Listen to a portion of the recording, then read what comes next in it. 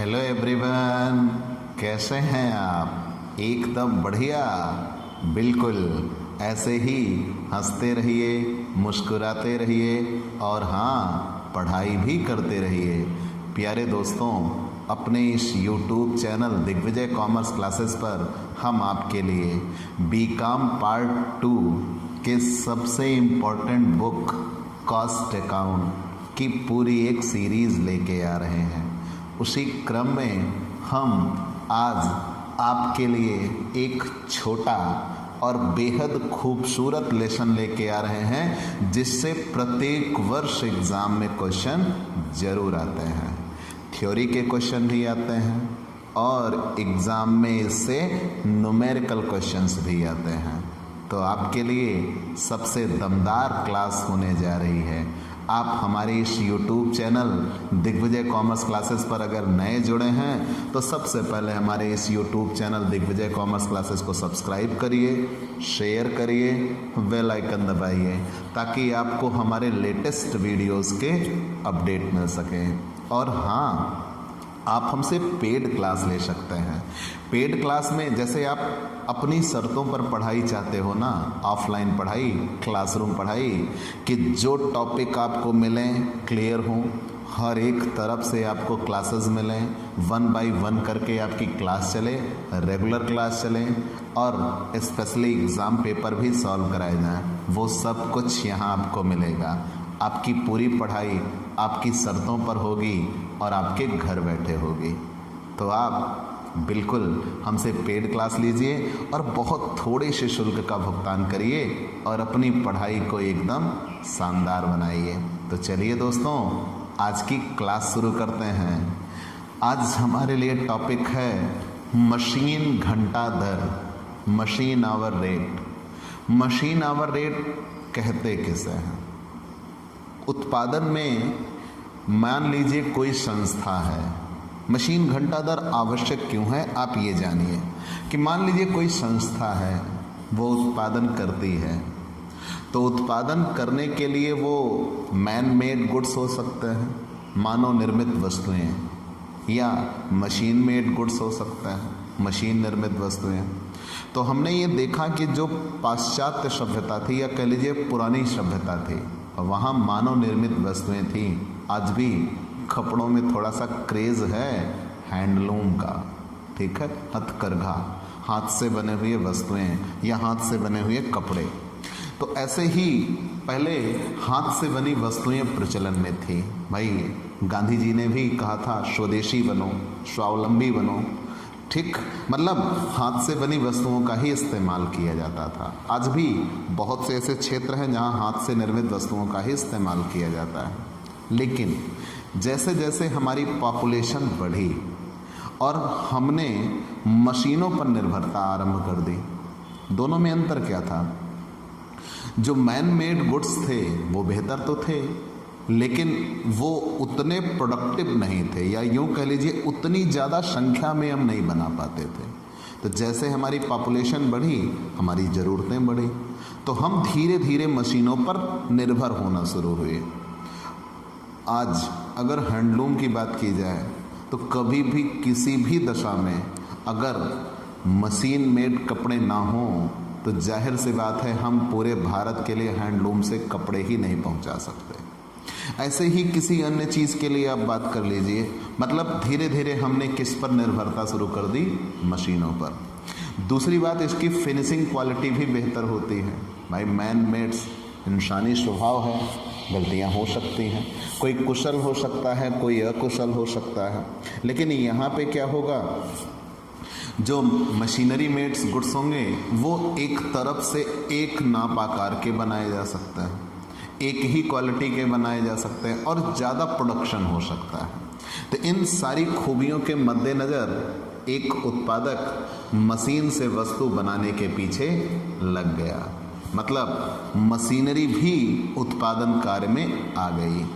तो पिछले क्वेश्चन में या पिछले लेसन में हमने पढ़ा था इकाई लागत, एक वस्तु को बनाने में कितना खर्च होता है, एक वस्तु को बनाने में कितना खर्च होता है, ठीक। तो किसी वस्तु विशेष को बनाने में जितना खर्च होता है वह उसकी लागत कहलाती है। लागत में कुल लागत निकाली जाती है, लेकिन फिर हम एक एक वस्तु की लागत निकालते हैं कि एक वस्तु को बनाने में कितना खर्च होगा। तो जब हम एक एक वस्तु की लागत निकाल लिए थे वो यूनिट कॉस्टिंग थी। यहाँ लागत में किसकी भूमिका आ गई? मशीन की। मतलब अब जब उत्पादन मशीनों की सहायता से होगा तो सिर्फ मशीन पर कितना खर्च पड़ा है हमें ये भी जानना होगा। किस पर? सिर्फ मशीन पर कितना खर्च पड़ा है हमें ये भी जानना होगा। ये थ्योरी के लिए बहुत ही इम्पोर्टेंट क्वेश्चन है। 2 नंबर में आता है मशीन घंटा दर किसे कहता है। 10 नंबर में आता है मशीन घंटा दर से आप क्या समझते हैं और मशीन घंटा दर का प्रोफार्मा बताइए कि मतलब मशीन घंटा दर निकाली कैसे जाएगी। ठीक है, हम सारे प्रश्नों के जवाब यहाँ अभी लेके आए हैं। ठीक है, तो मैंने ये कहा कि अब जब हम उत्पादन प्रक्रिया में किसको जोड़ चुके हैं? मशीन को। तो मशीन को चलाने का कितना खर्च होगा हमें वो निकालना होगा। तो अगर आपसे कहीं कहा जाए मशीन घंटा दर किसे कहते हैं, तो एक डेफिनेशन, मात्र एक मशीन को। भाई क्या एक ही मशीन हो सकती है या एक से ज़्यादा मशीन हो सकती है? तो किसी भी निर्माण कार्य में हमारे पास कई सारी मशीनें हो सकती हैं। जैसे हमारे पड़ोस में राजेश मसाला की फैक्ट्री है, हम उसका अध्ययन करते हैं। तो राजेश मसाला के पास छोटी बड़ी मिलाकर 600 मशीनें लगी हैं। कितनी? 600। ठीक है, तो अगर वो 600 मशीनें लगी हैं, जब वो कुल लागत निकाल रहे होंगे पूरे 600 मशीन के आधार पर निकाल रहे होंगे, लेकिन एट द एंड उन्हें ये भी जानना पड़ जाएगा कि एक मशीन का खर्च कितना है। तो मशीन घंटा दर किसे कहता है? एक मशीन को 1 घंटा चलाने में जितना खर्च हो वही मशीन घंटा दर कहलाता है। यही अगर 2 नंबर में क्वेश्चन आए तो सिर्फ इतना ही जवाब देंगे। एक मशीन को 1 घंटा चलाने में जितना खर्च होता है वही मशीन घंटा दर कहलाता है। आपको एक आपके घर का उदाहरण देता हूँ।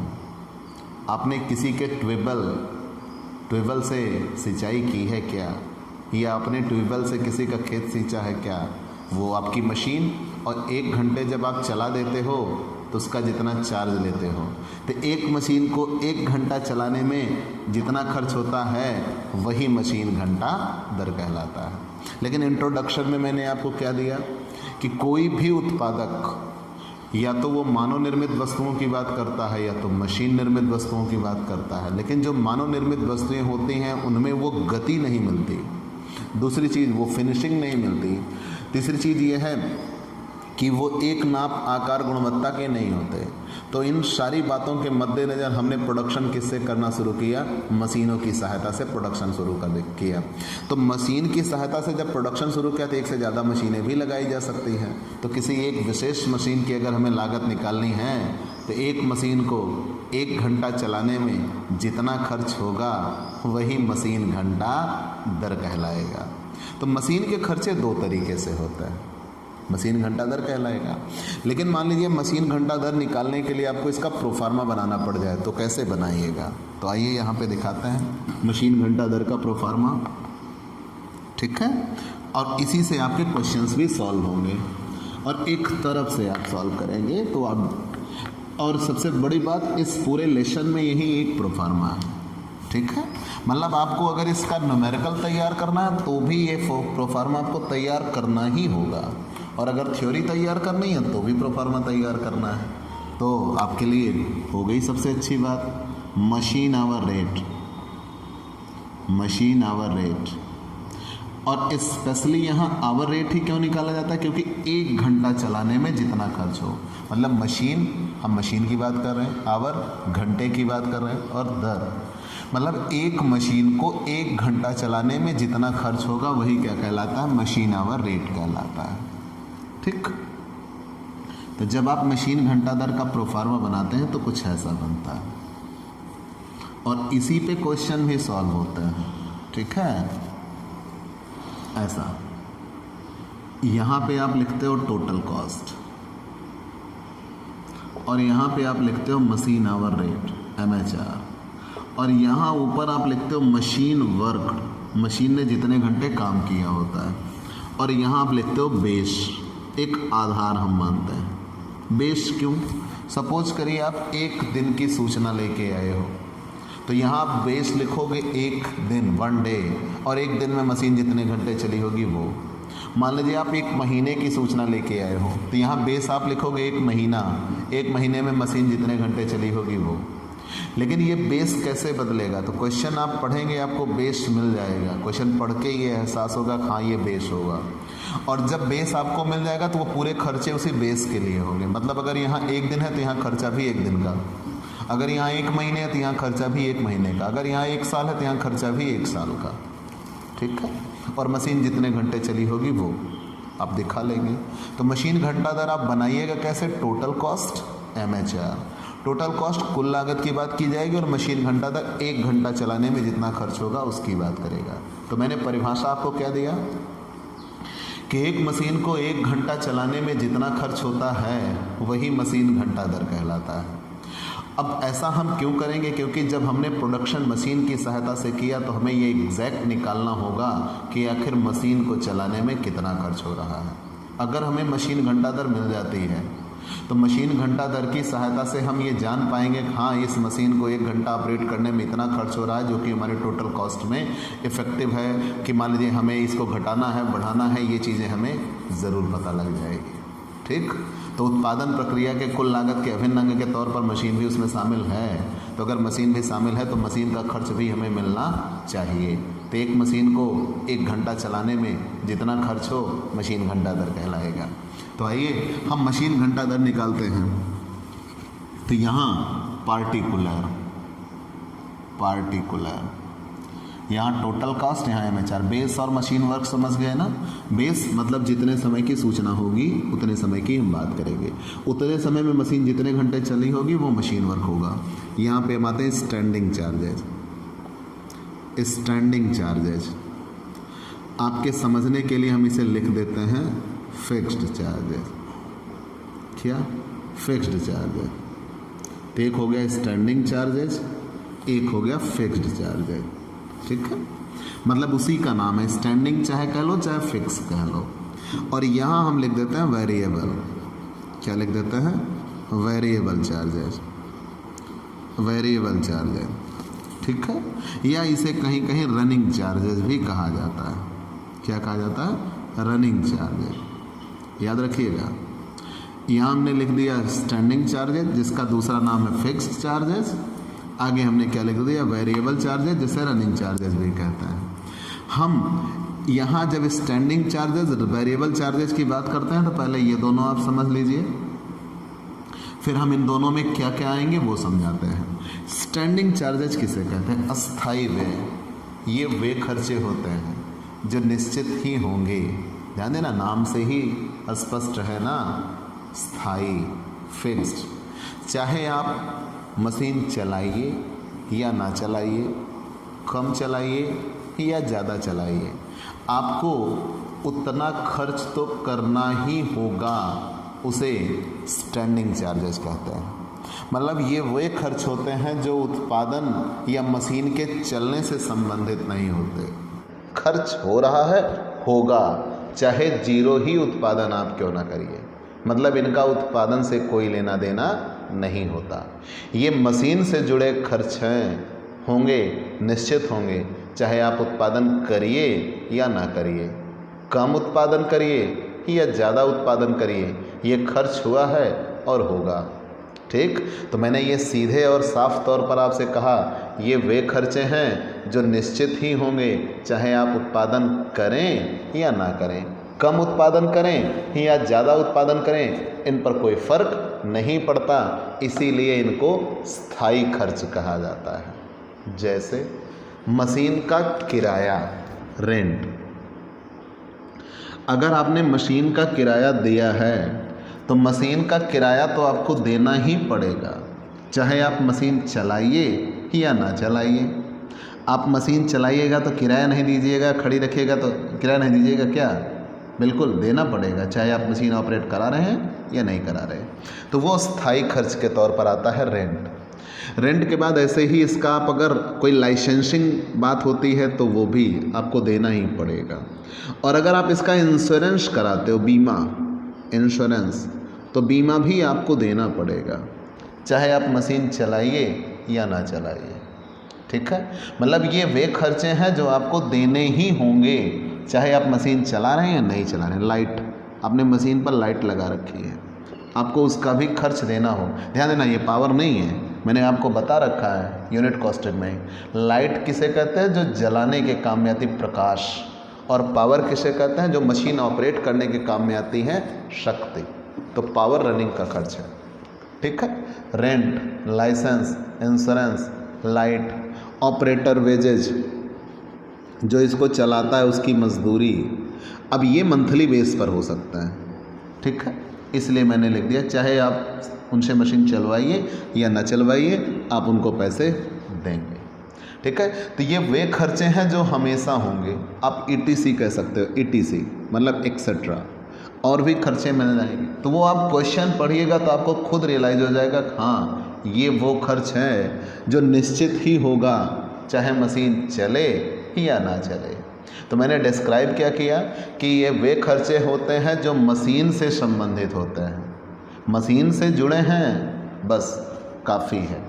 स्टैंडिंग में हम उन्हें लिख देंगे, चाहे मशीन चले या ना चले, ये वे खर्च हैं जो हमेशा होंगे, और इनको हम जोड़ देंगे यहाँ पे। तो इसे कहा जाएगा टोटल स्टैंडिंग चार्जेज।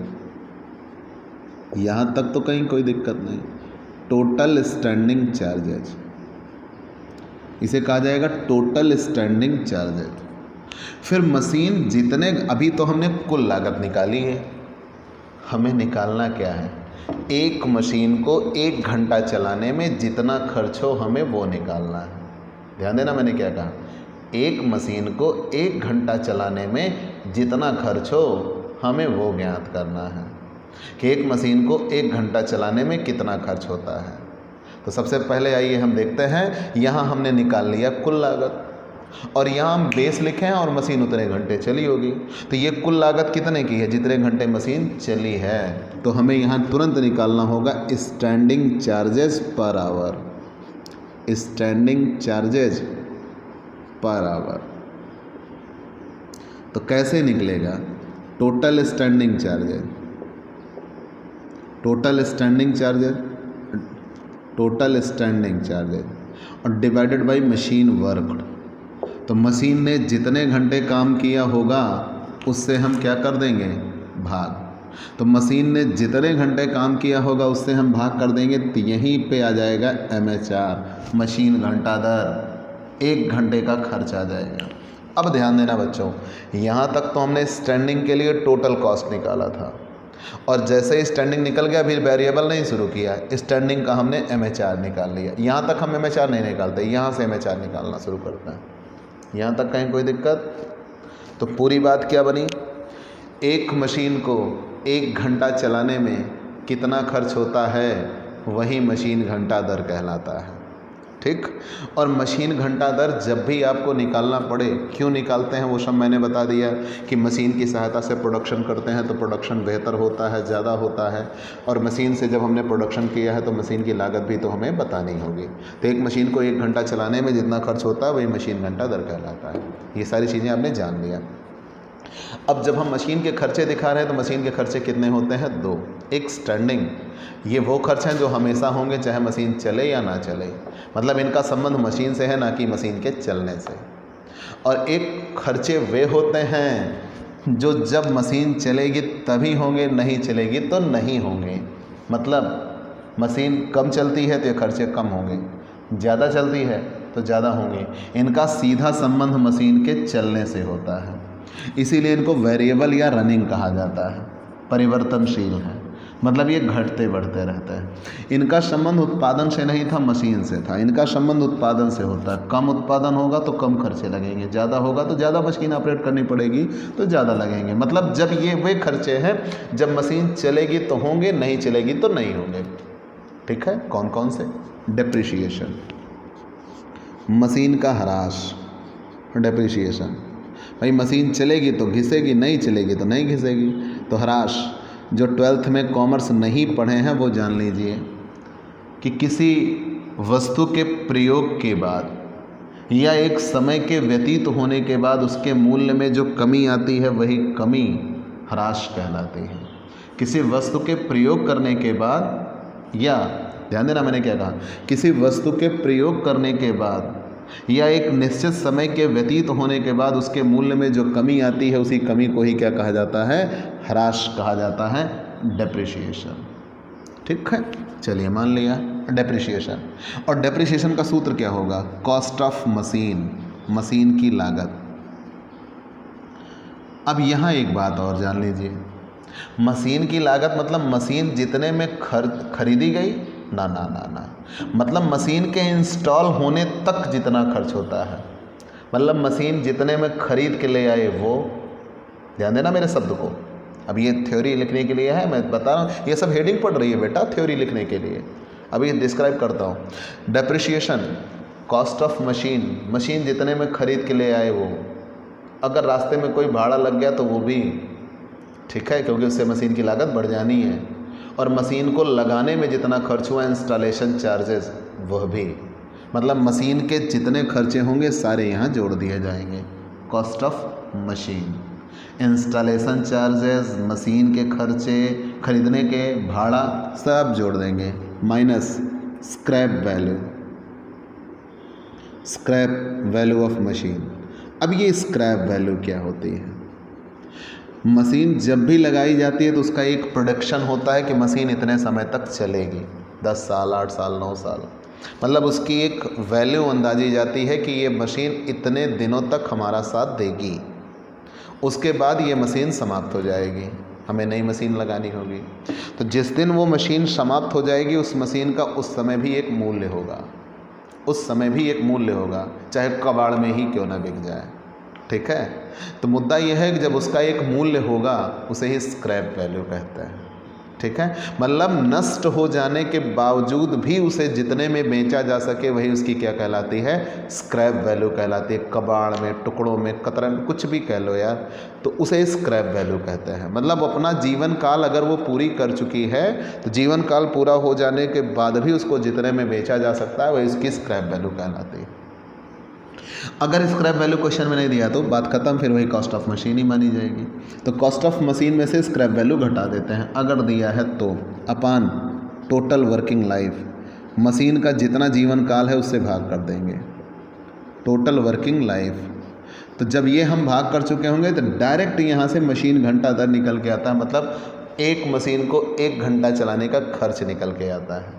तो ध्यान देना, जब हम स्टैंडिंग में थे तो हमने टोटल कॉस्ट निकाली थी, लेकिन स्टैंडिंग समाप्त होने पर ही हमने तुरंत उसकी MHR निकाल दिया था। अब आगे हम MHR ही निकालते चलेंगे। फिर हम आगे आते हैं रिपेयर, मरम्मत। अब अगर मशीन चल रही है तो मशीन पे मरम्मत भी होगी, अगर मशीन पे मरम्मत भी होगी तो मरम्मत के खर्चे भी दिए जाएंगे। यहाँ आपको ध्यान देना होगा, ध्यान क्या देना होगा, हो सकता है मरम्मत के खर्च पूरी लाइफ के दिए हों, कि पूरे जीवन के मरम्मत के खर्चे। तो यहाँ मैं आपको समझने के लिए बता दे रहा हूँ, होल लाइफ रिपेयर, पूरे जीवन के खर्च, होल लाइफ रिपेयर। तो जब पूरे जीवन के खर्च दिए गए हैं तो तुरंत आप टोटल वर्किंग लाइफ से भाग कर देंगे। टोटल वर्किंग लाइफ मतलब मशीन का जितने समय का जीवन काल है आप उससे भाग कर देंगे, तब आपको मशीन घंटा दर निकल के आ जाएगा कि 1 घंटा चलाने में मशीन को जितनी मरम्मत करनी पड़ेगी वो। ठीक है, क्योंकि ये पूरे जीवन के खर्चे दिए हैं तो पूरे जीवन से आप भाग करिएगा। टोटल होल लाइफ रिपेयर दिया हुआ है तो टोटल वर्किंग लाइफ से हम इसे क्या कर देंगे, भाग कर देंगे। एक एक बात याद रखिए, मैंने कहा होल लाइफ रिपेयर, पूरे जीवन काल की मरम्मत। तो जब पूरे जीवन काल की मरम्मत दिया गया है तो पूरे जीवन काल से भाग करेंगे। ध्यान रहे, अगर यही क्वेश्चन में ये दिया होता कि जितने समय के लिए मशीन चली है केवल उतने समय की मरम्मत दिया होता, केवल लिखा होता रिपेयर, तो हम ये मानेंगे कि मशीन जितने समय चली है केवल उतने समय का मरम्मत का खर्च है रिपेयर। तो मशीन जितने समय चली होगी फिर उससे भाग करेंगे, मशीन वर्क से। मतलब एट द एंड हमें मरम्मत निकालनी है 1 घंटे की। वो क्वेश्चन की सूचना बताएगी हमें डिवाइड किससे करना है। अगर मशीन के लिए मरम्मत पूरे जीवन काल की दी है तो पूरे लाइफ से हम भाग करेंगे, और अगर मशीन के लिए मरम्मत पूरे जीवन काल की नहीं दी है केवल उतने समय के लिए दी है जितने समय मशीन चली है, तो हम मशीन वर्क से भाग देंगे और एट द एंड हम क्या निकालेंगे, EMH/R 1 घंटे में चलाने में जितना खर्च हो, पावर, शक्ति। मान लीजिए आप बिजली या किसी अन्य चीज़ जिससे आप मशीन चलाते हो उसे पावर कहते हैं। तो पावर जब आप मशीन चलाइएगा तभी लगेगा, नहीं चलाइएगा तो नहीं लगेगा। तो पावर के जितने खर्चे होंगे, XYZ जितने भी खर्च होंगे पावर के, सारे खर्च यहाँ पे दिखाए जाएंगे। तो यहाँ रेट, जैसे आप यूनिट में इस्तेमाल करते हो, मान लीजिए बिजली, तो आपने 1 घंटे में कितने यूनिट इस्तेमाल की है, यूनिट मतलब पावर यूनिट में अगर इस्तेमाल किया, और उस यूनिट का रेट क्या रहा है, into rate of per unit, मतलब आपने 1 घंटे में कितने यूनिट इस्तेमाल की, और ये देखा जाएगा उस यूनिट का कितने रेट रहा है, दोनों का कर लेंगे गुणा, 1 घंटे में कितनी पावर लगेगी वो आ जाएगा। फिर इसका हम जोड़ लगाएंगे, वही MHR कहलाएगा। मतलब एक मशीन को 1 घंटा चलाने में जितना खर्च होगा उसे ही मशीन घंटा दर कहते हैं।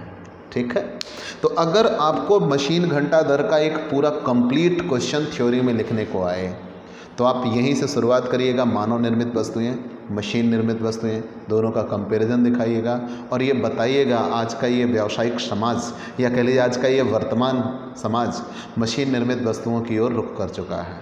तो उसे मशीन निर्मित वस्तुएं चूँकि जल्दी मिलती हैं, उसकी ज़रूरतें जल्दी पूरी होती हैं, बेहतर मिलती हैं, भाई अच्छी चीज़ें भी मिलती हैं, तो मशीन निर्मित वस्तुओं पर हम डिपेंड हो चुके हैं। तो जब मशीन निर्मित वस्तुओं के बारे में बता दीजिएगा तो मशीन के खर्चों की बात करिएगा। तो एक मशीन को 1 घंटा चलाने में जितना खर्च होगा वही मशीन घंटा दर कहलाएगा। तो हम यहाँ बेस की बात करते हैं, मशीन कितने दिन चली है, कितने घंटे चली है। तो फिर उसके बाद हम मशीन के खर्चों की बात करते हैं। तो बताइएगा मशीन के खर्चे कितने होते हैं, 2, एक स्टैंडिंग, एक रनिंग। स्टैंडिंग खर्च वो है जो हमेशा होगा चाहे मशीन चले या ना चले, और रनिंग खर्च वो है जो सिर्फ मशीन के चलने पर होगा। तो स्टैंडिंग में बता दीजिएगा जैसे ही आता है। यहाँ मैंने प्रोफार्मा में दिखाया, आप उन्हें हेडिंग लिख के थ्योरी में दिखा रहे होंगे कि स्टैंडिंग चार्जेस में ये आते हैं। ठीक है, रनिंग चार्जेस में ये आते हैं, तो आप उनको डिस्क्राइब भी करिएगा। जैसे डेप्रिशिएशन, तो मैंने निकालने का फार्मूला बताया, तो वो आप थ्योरी में फार्मूला दिखाइएगा। डेप्रिशिएशन कि cost of machine minus scrap value of machine upon total working life. Repair के बारे में मैंने आपको बताया कि एक समय के मतलब कितने समय के लिए रिपेयर दिया है, जीवन भर के लिए दिया है कि 1 घंटे के लिए दिया है। तो जितने समय के लिए रिपेयर दिया होगा उतने समय के आधार पर उसको निकालिएगा, और फिर उसके बाद एट द एंड आप पावर दिखाएंगे, और जब सब जोड़ देंगे तो वही क्या कहलाएगा, MHR, मशीन घंटा दर। ठीक है, तो आप ऐसे ही मशीन घंटा दर की गणना करते हैं। ठीक है दोस्तों, आइए हम आपके लिए एक क्वेश्चन लेके आते हैं।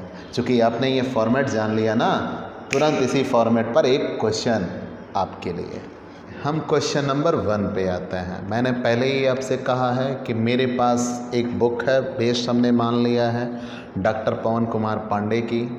आप किसी भी बुक का कोई भी प्रैक्टिकल क्वेश्चन सॉल्व कर सकते हैं। जहाँ नहीं आएगा हमसे तुरंत पूछिएगा, हम आपको ज़रूर बताएंगे। ठीक है दोस्तों, तो आप बिल्कुल भी चिंता नहीं करिए, आपकी पढ़ाई बहुत शानदार होने वाली है। तो निम्न सूचनाओं से क्वेश्चन नंबर 1, मशीन घंटा दर की गणना कीजिए। निम्न सूचनाओं से मशीन घंटा दर की गणना कीजिए। क्या क्या दिया है, मशीन की लागत 1,20,000। फिर आगे दिया है अनुमानित अवशेष मूल्य, स्क्रैप वैल्यू, मैंने अभी इसका जिक्र किया था 20,000। मशीन का प्रभावी कार्यशील जीवन 5,000, मतलब मशीन अपने जीवन भर में 5,000 घंटे चलेगी, 5,000 घंटे। इस प्रश्न के लिए मशीन द्वारा किए गए कार्य घंटे, मतलब जितने समय इनका रहा होगा उसमें इन्होंने जो बेस माना होगा, कह रहे हैं उतने समय में मशीन कितने घंटे चली है, 100 घंटे। मशीन के संपूर्ण जीवन के लिए मरम्मत व रखरखाव के व्यय, रिपेयर पूरे जीवन का है। और आगे इस समय के लिए मशीन पर स्थायी व्यय कितने हुए हैं, 1,000। पावर कितना यूज़ हो रहा है, 10 यूनिट, और एट द कॉस्ट ऑफ 20 पैसे पर यूनिट। तो बहुत ही आसान लेकिन इम्पॉर्टेंट क्वेश्चन है, बिल्कुल नज़रअंदाज नहीं करिएगा, क्योंकि ऐसे क्वेश्चन जो बेस पर होते हैं वो ज़रूर एग्ज़ाम में आ जाते हैं। ठीक है, तो आइए हम क्वेश्चन सॉल्व करते हैं। तो जब भी आप चाहते हो तो मैं थोड़ा सा, भाई पेज मुझे बचाना है तो मैंने इसे थोड़ा सा स्पेस कम कर लेना है जी। चलिए इसे भी मिटा लेता हूँ, ये जानने के लिए रहे कि हमारा फॉर्मेट कैसा था। चलिए हम यहाँ आते हैं, मशीन घंटा दर हमें निकालना है, MHR मशीन घंटा दर, मशीन आवर रेट। तो आपको जब भी क्वेश्चन में मशीन आवर रेट निकालना पड़े तुरंत बेझिझक आप यहाँ लिखिएगा मशीन वर्क, मशीन ने कितने घंटे कार्य किया, और यहाँ लिखेंगे बेस। तो इस क्वेश्चन में बेस नहीं दिया है, लेकिन हाँ ये ज़रूर दिया है मशीन ने कितने घंटे कार्य किया है, 100 घंटे। यहाँ एक कॉलम हम बनाएंगे मशीन वर्क का, वो MHR का, और यहाँ एक कॉलम बनाएंगे टोटल कॉस्ट का। टोटल कॉस्ट कुल लागत, MHR मशीन घंटा दर, ठीक है, और यहाँ पार्टिकुलर।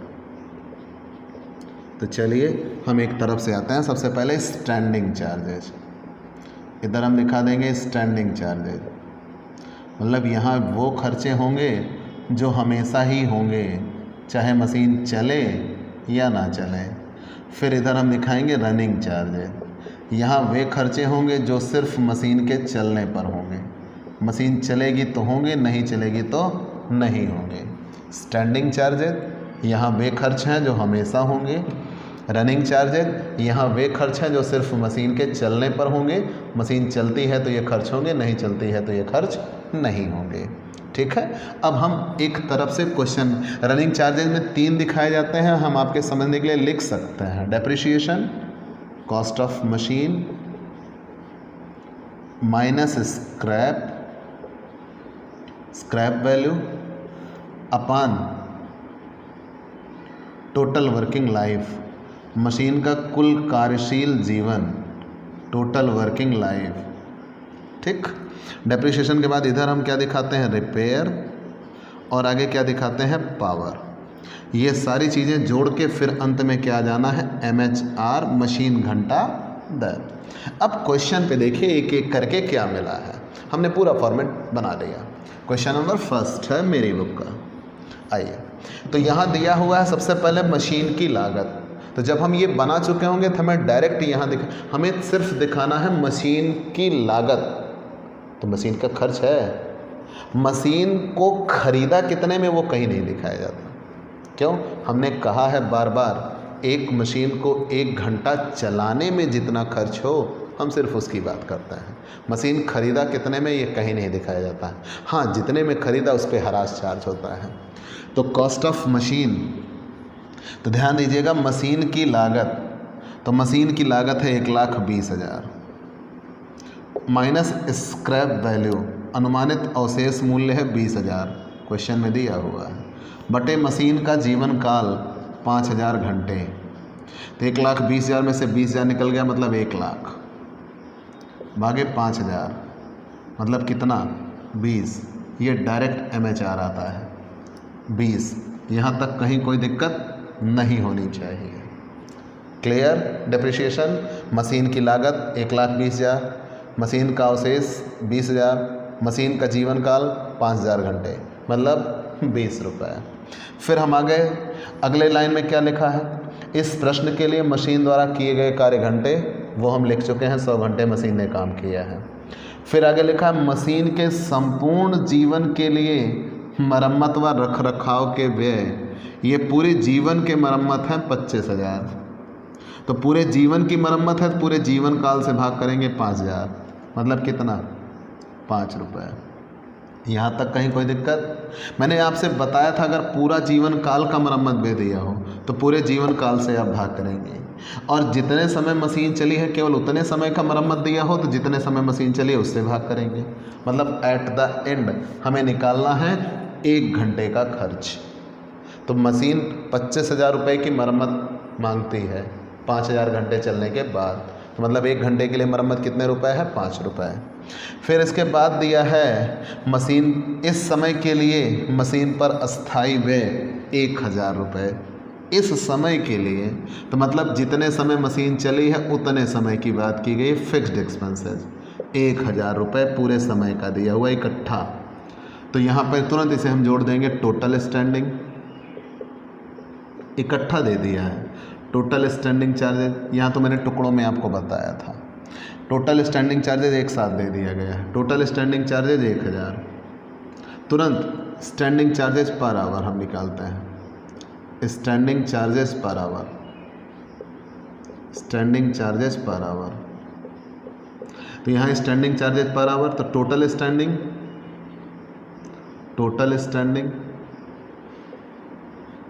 चार्जेस अपान मशीन वर्कड। तो टोटल स्टैंडिंग चार्जेस कितना है 1000 घंटे, और मशीन ने 1000 रुपये टोटल स्टैंडिंग, और मशीन ने कितने घंटे काम किया 100, मतलब 1 घंटे का कितने रुपए है 10। आगे बढ़ जाते हैं। यहाँ पे मशीन ने 1 घंटे में कितने यूनिट इस्तेमाल किया है, साफ तौर पर लिखा है पावर 10 यूनिट, और 1 यूनिट का रेट कितने पैसे रहा 20 पैसे प्रति यूनिट। तो मतलब कितने रुपए की पावर इस्तेमाल हो गई 1 घंटे में 2 रुपए की। साफ तौर पर लिखा 20 पैसे पर यूनिट, और मशीन कितने यूनिट का इस्तेमाल कर रही है 10 यूनिट प्रति घंटे का इस्तेमाल कर रही है।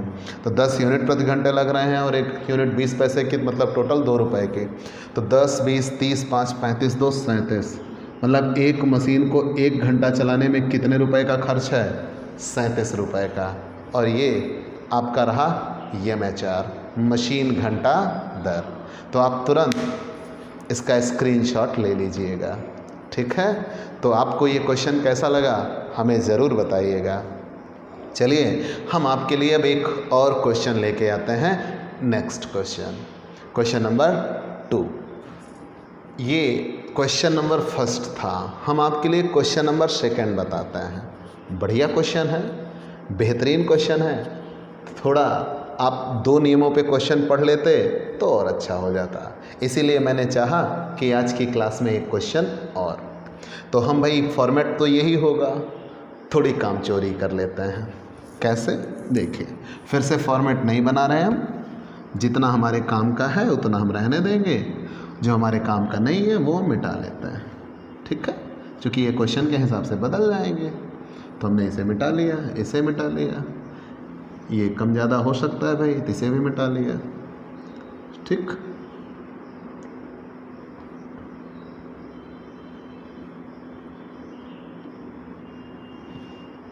बन गया फॉर्मेट, ठीक है।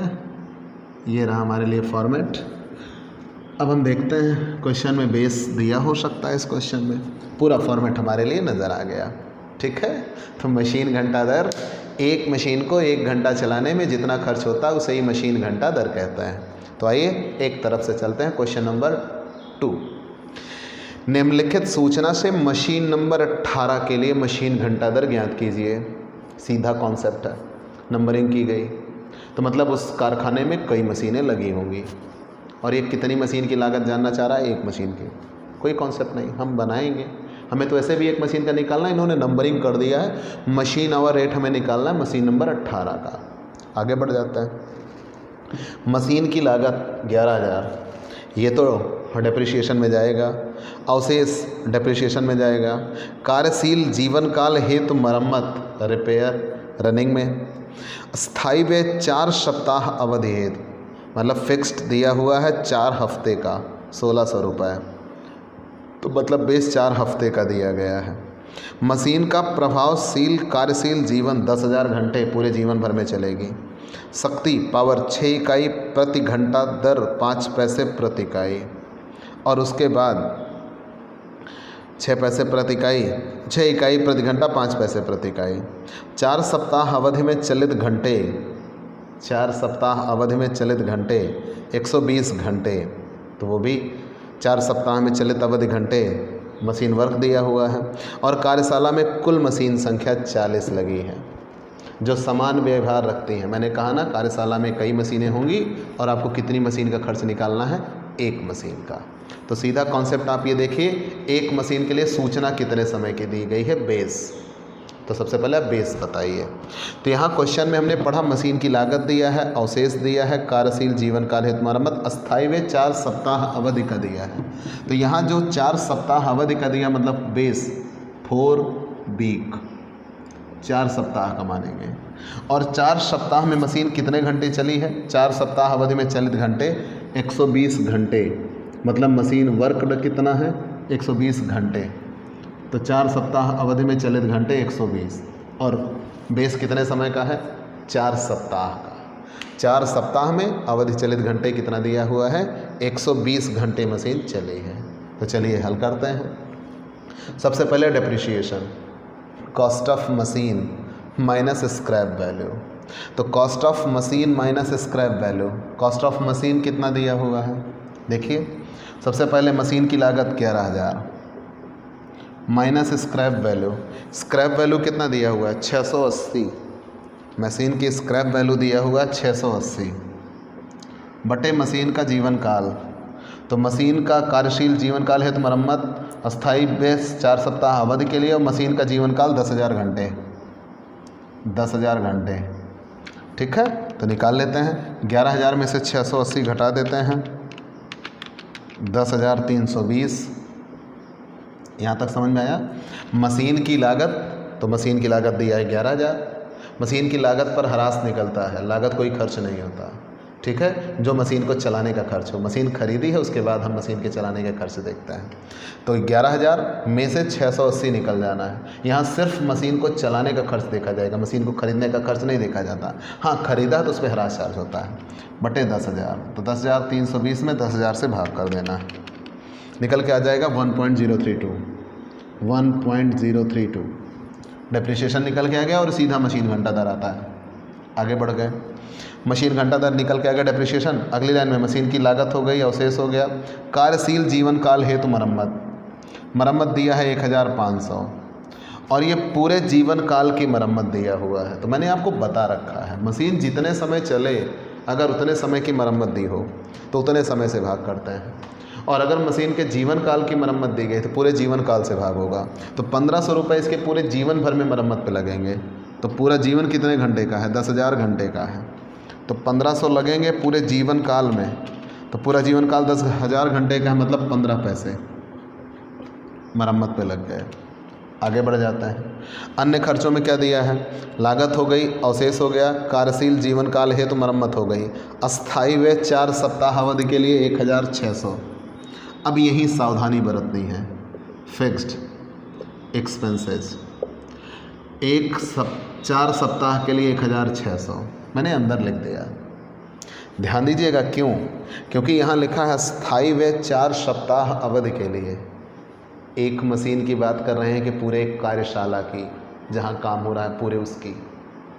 तो ये एक मशीन की बात नहीं हो रही, जहाँ काम हो रहा है उसकी बात हो रही है, पूरे कार्यशाला की बात हो रही है। तो जब ये पूरे कार्यशाला की बात हो रही है तो सीधी बात यह है, ध्यान देना मैंने क्या कहा, जब ये पूरे कार्यशाला की बात हो रही है तो सीधी बात यह है मशीन जितनी लगी होंगी ये सबका खर्च है, हमें एक मशीन का निकालना है।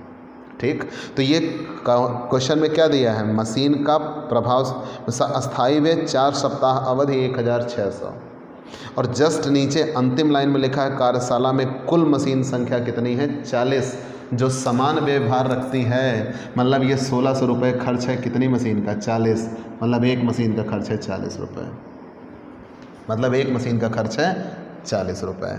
यहाँ तक तो कहीं कोई दिक्कत नहीं।